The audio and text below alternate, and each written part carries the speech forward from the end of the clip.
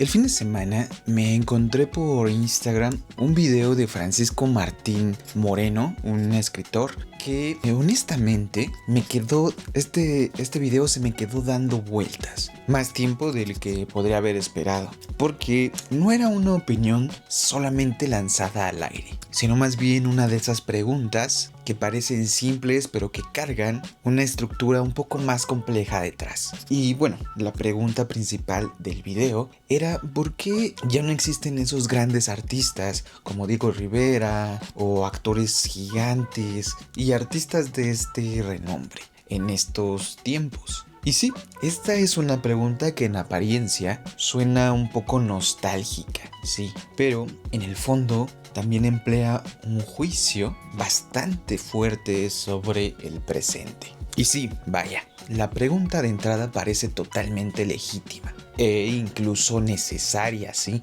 porque inevitablemente nos lleva a comparar épocas, contextos y también maneras de producción artística. Pero también revela una forma muy específica de entender el arte. Casi como si la grandeza fuera algo que pertenece únicamente a ciertos momentos históricos y que estos son irrepetibles, como si hubiera una especie de edad de oro que ya pasó y a la que ya no podemos acceder. Pero, sin embargo, a escuchar este planteamiento, no podía dejar de pensar que tal vez el problema no está en la ausencia de grandes artistas, sino más bien desde el enfoque en el cual estamos observando el panorama actual. Porque asumir que ya no existen implica desde esta manera y desde este juicio acusar de que todo lo que se está produciendo en esta actualidad carece de esta potencia. Y eso, francamente, es una simplificación bastante peligrosa. Más bien, la pregunta que me parece pertinente hacer no es por qué no hay grandes artistas, sino más bien por qué no los estamos viendo. Sí, no los estamos viendo. O mejor dicho, por qué no están ocupando esos espacios de visibilidad que, en teoría, deberían corresponderles realmente. Y esto, a su vez, sucedería si el sistema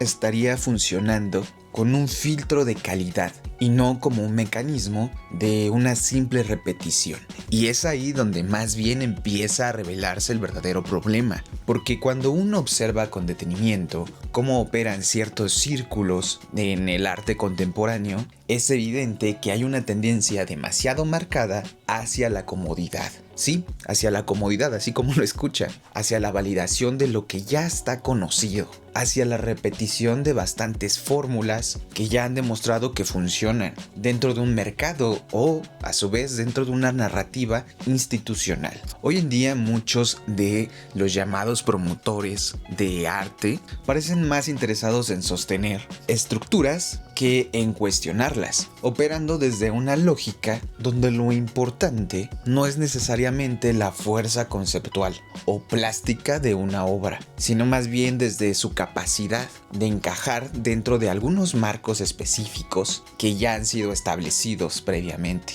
lo cual ha generado una especie de estandarización disfrazada de diversidad. Pero vaya, es que no solamente este fenómeno se está limitando únicamente a los promotores, sino que también ya se ha extendido hacia concursos, premiaciones, becas y espacios que en teoría deberían de funcionar como plataformas de descubrimiento y legitimación de nuevas voces, de nuevos talentos, pero que en esta práctica muchas veces terminan reforzando una estética que ya está segura, reconocible y sobre todo difícil de cuestionar porque funciona. Y sí, es que así nos damos cuenta que en esta época hay un miedo total y evidente hacia lo disruptivo, a lo que incomoda o hacia lo que no se puede explicar de una manera inmediata o que a su vez no se alinea hacia ciertos discursos institucionales. Y ese miedo no es menor porque actúa siempre como un filtro silencioso que determina a su vez qué es lo que se está mostrando, qué se apoya y en consecuencia que está terminando construyendo el imaginario colectivo sobre lo que es el arte contemporáneo. Y eso es muy delicado. Y el resultado, a su vez, es un ecosistema artístico que comienza a ser predecible, donde principalmente las propuestas, aunque técnicamente correctas, empiezan a parecerse demasiado entre sí, donde la innovación se reduce siempre a variaciones mínimas dentro de un mismo lenguaje, y donde principalmente la posibilidad de una ruptura real se diluye siempre a favor de la comodidad, de la continua comodidad. Sin embargo, a partir de esto, sería un error enorme asumir que esto significa que no hay un discurso, que no hay una técnica y a su vez que no hay artistas trabajando con una profundidad profesional. Porque en realidad es que el discurso está ahí, está vivo y también está en una constante transformación, desarrollándose en espacios que muchas veces quedan fuera de los reflectores institucionales. Vaya, hay muchos artistas trabajando desde diferentes trincheras que en varias de esas ocasiones no tienen una visibilidad. Y artistas muy talentosos. Hay artistas que están cuestionando la realidad, el tiempo, la percepción y el propio sistema del arte desde lugares muchísimo más complejos y arriesgados, construyendo también lenguajes que no necesariamente buscan ser aprobados, sino más bien que están respondiendo a una necesidad interna mucho más sólida y muchísimo más honesta que muchas cosas que se están popularizando en estos momentos. Y sí, vaya, es que el problema es que muchos de estos discursos no están siendo visibilizados, no porque carezcan de un valor, sino porque no responden a las lógicas actuales de circulación del arte, donde lo inmediato, lo digerible y lo fácilmente validable suele tener una ventaja mucho mayor frente a propuestas que requieren un tiempo, una atención y una mirada muchísimo más crítica. Y entonces, sí, ocurre algo muchísimo más revelador. Comenzamos a creer que no hay artistas, grandes artistas, cuando en realidad lo que no hay es una estructura suficientemente abierta y rigurosa para reconocerlos en su momento, lo cual dice muchísimo más del sistema que de los propios artistas. Porque sí, encontrar talento real implica trabajo, implica un mayor criterio, pero también implica una búsqueda bastante activa y constante. No simplemente reaccionar a lo que ya viene validado por algunas tendencias, no solamente de México, sino también del extranjero. Números o en ocasiones apariencias. Implica más bien desarrollar una mirada capaz de distinguir entre lo que solamente está funcionando a lo que realmente tiene un peso importante en esta actualidad. Y es que así, tal vez, la discusión no solamente se debería de centrar en la ausencia de figuras como Diego Rivera, sino más bien